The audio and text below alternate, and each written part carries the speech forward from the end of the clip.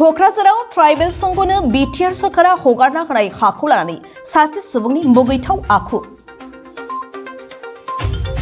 क'क्राझाराव गंसे tribal rest house लुनो जायगा नांगौ होननानै क'क्राझार जिल्ला ट्राइबेल संघआ बिटिआर खुंथायनाव खावलायदोंमोन।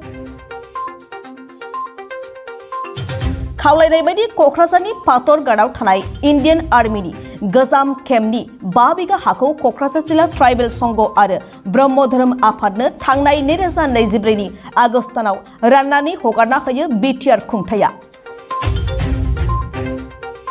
ट्राइबेल संघनो हगारना होनाय बे हाखौ गावनिसो होनना दाबि दैखांबोबाय थानाय पातरघाटनि थागिबि चन्दन पाल मुंनि सासे सुबुङा दा ट्राइबेल रेस्ट हाउसनि मुङै हगारनाय हायाव थानाय गोजाम बिल्डिंनि ग्रिल, खिरखि दरजा, थिं, बाउन्डारि वालनि ग्रिल बायदि बायदि मुवा बेसादफोरखौ सिखाव लागायनानै सानफा एफा खावनानै लांबाय थानाय जाथाया सोराङाव फैदों।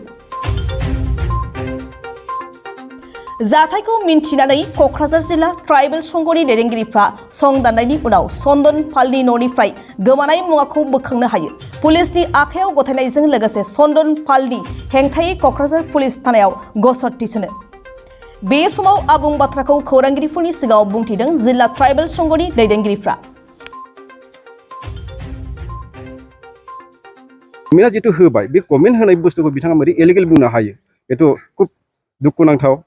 दा ओंखायनो बिथांनिसिम जोङो गोख्रोङै बुंनो थाङो बिथाङा बेहाय खुनु बदायबो मानो हाया। दा बिथाङा बेनो जोङो मोनसे प्रमानखौ मोननो हायो बिथाङा गुबैयै दायनिगिरिया बिथाङानो, गुबैयै सिखावनि मोनसे षड़यन्त्र खालामग्रा बिथाङानो बै सिखाव पार्टि बा माने मानसि फाथायनानै माखासे जिनिसखौ जोंनि बे माल मुवाफोरखौ लांनानै बेखौ दंस' खालामनाय मोनसे षड़यन्त्र खालामदों। ओंखायनो खावलायनाय जायो माने प्रसासनसिमबो बा गभर्नमेन्टनिसिमबो जाहाथे जोंनि बे जायगायाव जिहेतु नैबे ट्राइबेल रेस्ट हाउस लुनाय जायगायाव जाहाथे दिनैनिफ्राय बा बे बारनिफ्राय जाहाथे जेबो जालाङा। मानोना बिथांमोनहा बे न' गोजामफोरखौ बा न' माखासे गोजाम मुवाफोरखौ बुफाय बुसि खालामै लांनानै लास्टआव उनावहायबो माने बे कनस्ट्राक्सन जाबाय थानाय माखासे बै बिल्डिंखौबो बिथांमोना बुफायलांनो मोनसे सेस्था थानो हागौ। ओंखायनो जाहाथे बिनि गुनै प्रसासना जाहाथे दायथ' मोजाङै पालन खालामो, जे आयेन बायदि खामानिखौ मावो बिसिम खावलायनाय थाहैबाय। दासिमाव जेबो एक्सन लायाखै नामा पुलिसफोरा एक्सन लानायखौ जोङो दाखालिसिम बे मालखौ उथायखांनायनि उनावहाय दिनैसिम एक्सनखौ नुवाखै। सिङाव मा रहस्य जादों बेखौ जोङो दासिम तदन्त खालामफिननो मोनाखै। दा बेखौ जोङो प्रेस मिटनि गेजेरजोंहाय बेखायनो खावलायदों जाहाथे प्रसासना बेफोरखौ एक्सनखौ मोजाङै खालामो।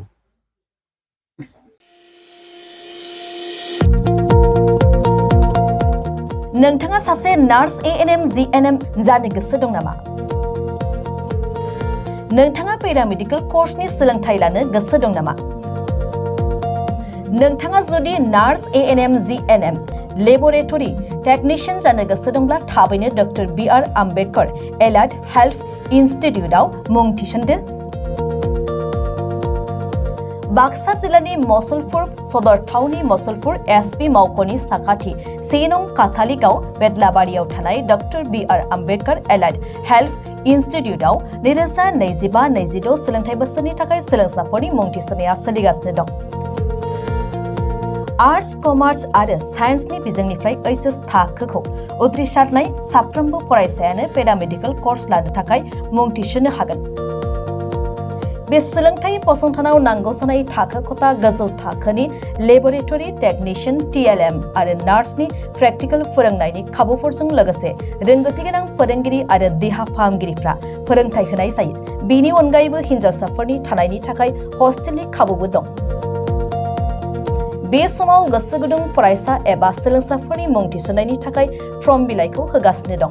बेनिखायनो जायफोर बिथांमोनहा पेरामेडिकेल कर्सनि सोलोंथाइ लानो गोसो दं बिथांमोनहा 9101299545, 8473853693 एबा 6900226441 मबाइल नम्बराव फोनांजाब खालामनो हागोन।